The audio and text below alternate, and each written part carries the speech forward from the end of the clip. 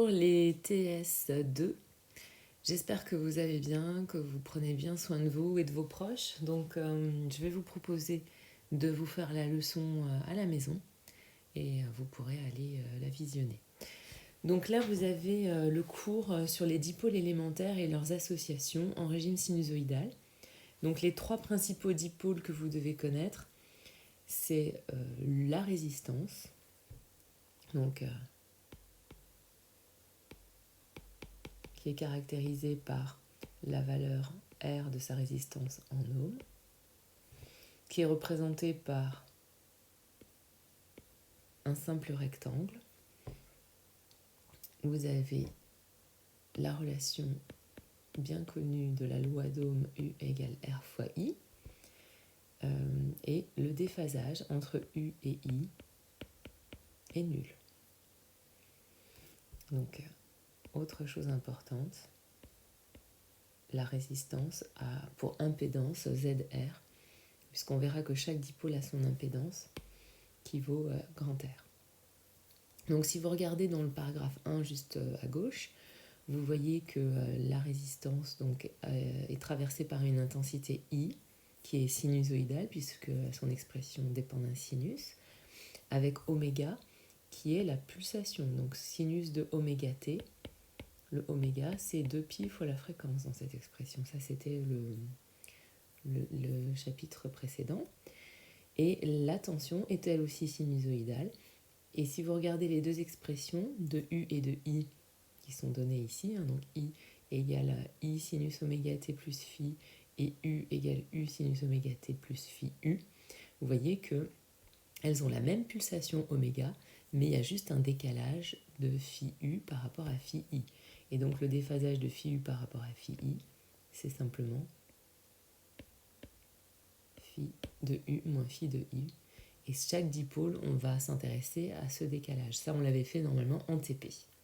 Donc chaque dipôle D va avoir cette particularité qu'on veut connaître son impédance, Z. Je vais entourer ici, donc dans la loi d'Ohm.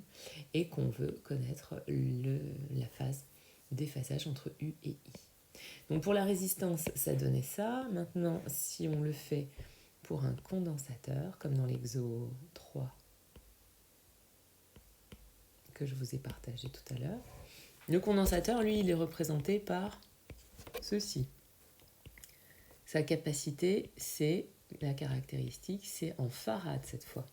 Donc la relation U égale ZCI, elle devient pour ZC égale 1 sur C oméga.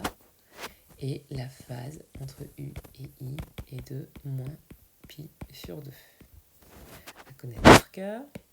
Et ensuite, si on s'intéresse au troisième dipôle qui est important pour vous, la bobine. Donc la bobine, elle est représentée comme ceci. Elle a une inductance L qui s'exprime en Henry.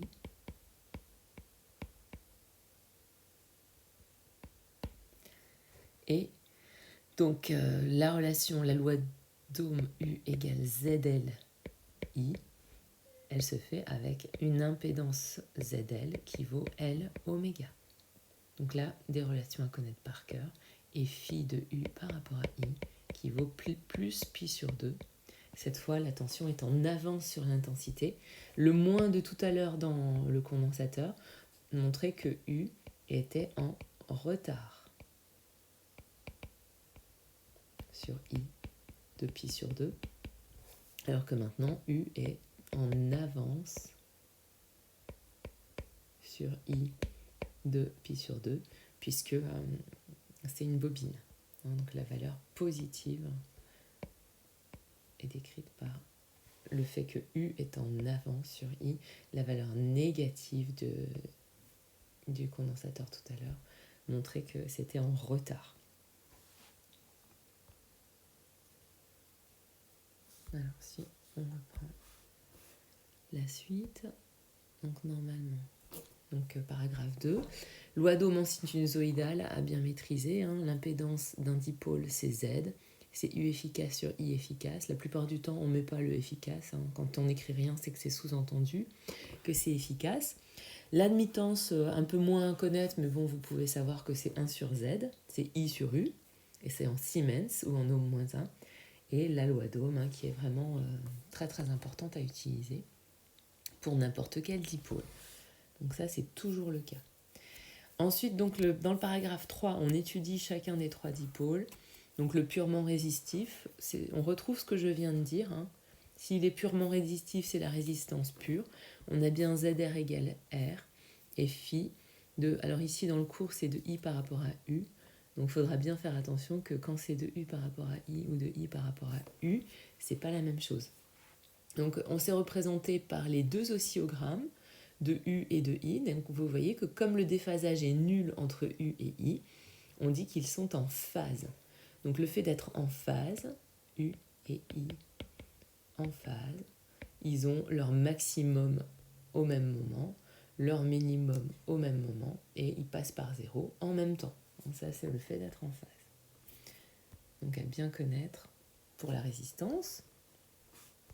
Ensuite, quand le dipôle est purement inductif, donc là c'est une bobine, L c'est l'inductance de la bobine en Ri.